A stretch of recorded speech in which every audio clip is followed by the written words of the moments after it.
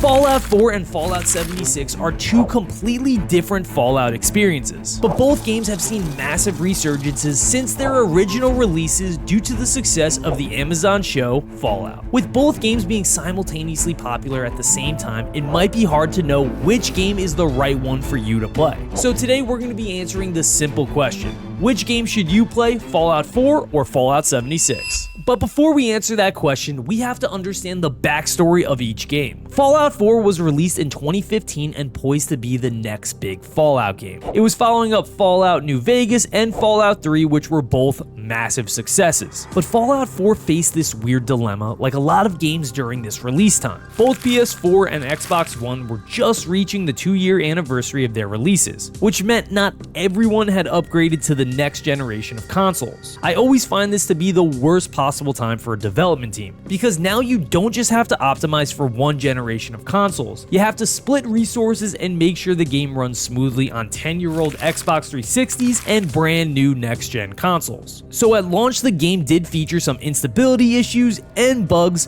but these were quickly addressed by Bethesda with some updates. On April 26, 2024, Fallout 4 received a brand new update to improve the graphics for the current generation of consoles, aka the PS5 and the Xbox Series S and X. The clips and graphics you're seeing right now are recorded on my Xbox Series S, and the game looks absolutely incredible. It also couldn't come at a better time with so many fans revisiting the series after watching the Fallout show. I wish more games did this, because too many times I go back and I try to play my old favorite games, and sometimes the graphics are a little too difficult to look past. The Master Chief Collection did an amazing job with this, because you can toggle back and forth between the OG graphics and updated graphics. So you can still get the nostalgia feel if you want, or it can be more pleasing to the eye. You're able to make the call. So this next gen update truly brings Fallout 4 up to date with the modern day of gaming. Fallout 76, on the other hand, did not nearly have the same success for a long time. Even though Fallout 76 has improved significantly, it faced severe connection and stability issues at launch, making it nearly unplayable. This was even more so problematic due to the game being completely online. Bethesda took a significant risk with Fallout 76, which departed from the traditional Fallout formula. Unfortunately, this decision backfired and worsened the game's challenges. Beyond gameplay issues, the game's collector's edition disappointed buyers with low-quality items, especially the Promise canvas bag, which turned out to be made out of cheap nylon. But if you want to learn more about this, you can watch the previous video I made comparing Fallout 76 to its launch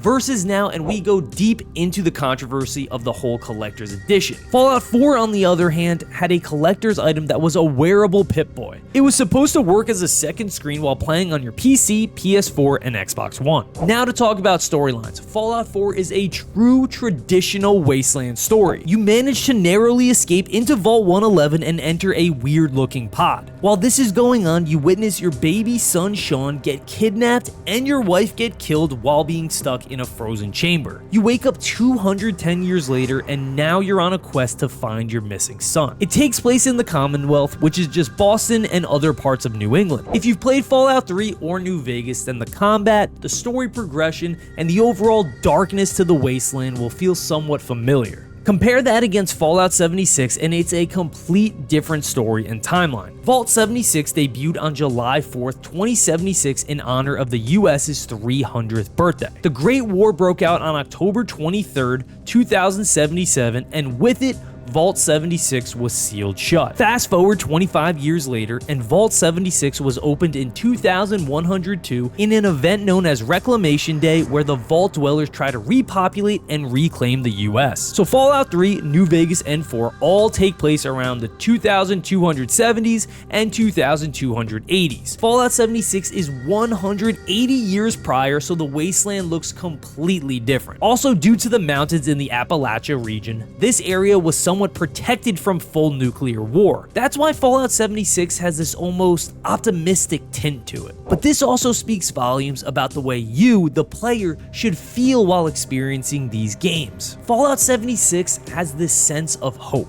It's your time to take back the US after being stuck in a vault for 25 years. Reclamation Day was positive, and all the inhabitants were preparing for this special day. Fallout 4 is dark, gloomy, and a story about revenge to get your baby son Sean back. Death surrounds you at all turns, and you're immediately reminded of that when you leave the vault and see your neighborhood in ruins. The ways the stories also progress are insanely different. I'd say most RPGs rely on NPCs to either advance storylines, provide you lore, or just improve the overall gaming experience. Fallout 76 wanted the other players, in essence, to become the NPCs, which is a visionary thought that also didn't quite work as they hoped. Players started running around like chickens without their heads or just embracing an all-out warfare. In order to advance the story, you wouldn't speak with anyone, but instead you would listen to holotapes, and it just isn't that captivating of an experience. But obviously, we're reviewing Fallout 76 in the current day of gaming, not at its release, because now it is in a much better place. So today, NPCs are in the game to advance the DLC storylines and also provide a more traditional RPG feel.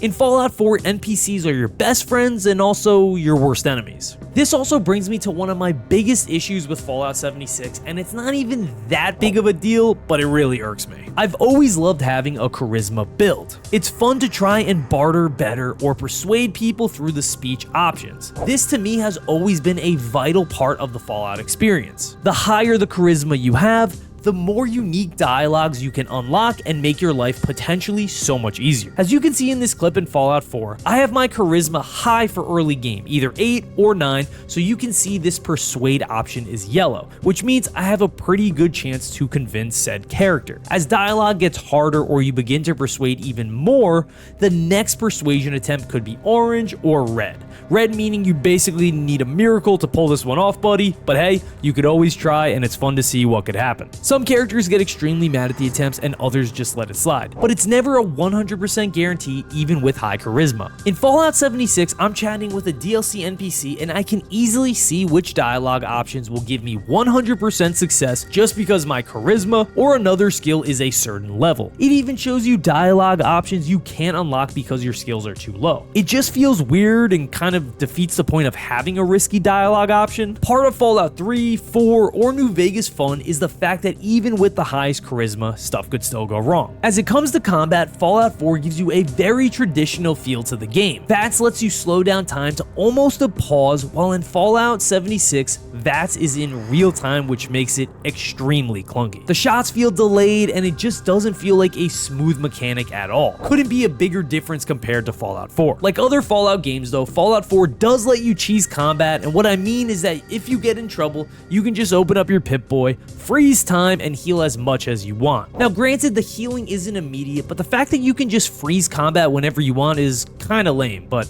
I gotta be honest, I abuse it anytime I'm in trouble. Fallout 76, on the other hand, doesn't really stop time, and you can get in serious trouble if you get caught looking at your Pip-Boy for too long. I'm a bigger fan of the system that's in Fallout 76 because it really just feels more natural and fair. For storyline experience, it's not even a close competition. Fallout 4 is a true Fallout game with what feels like an infinite number of side quests and an extremely captivating story. If you want to feel like you're in the Fallout show, Fallout 4 is the way to go because you really can bend the Commonwealth to your will. You can make enemies with virtually anyone, join different factions, or just go completely solo and see the hidden secrets the Wasteland has to offer. But if you decide to follow the main quest, you will not be disappointed at all. Fallout 76 just doesn't hold a candle in that regard. It's not and was never meant to be the beautiful storytelling game like Fallout 4. I really consider Fallout 76 to be an arcade version of a Fallout game, which isn't a bad thing. But Fallout 76 to me really feels like the best option for a player who has never experienced the Wasteland before. It feels much more forgiving, and it even gives you the option to enter Appalachia at level 20 with a heap of supplies. It really wants to reduce the time spent scavenging and looting up so you can focus on their bread and butter like the public events. This is where Fallout 76 is really fun. When you join up with fellow vault dwellers, this is where you see the magic of this game. People can drop you loot, you can do quests together, and it's ultimately really fun to play with friends. While Fallout 4 is the sole survivor experience, and yes,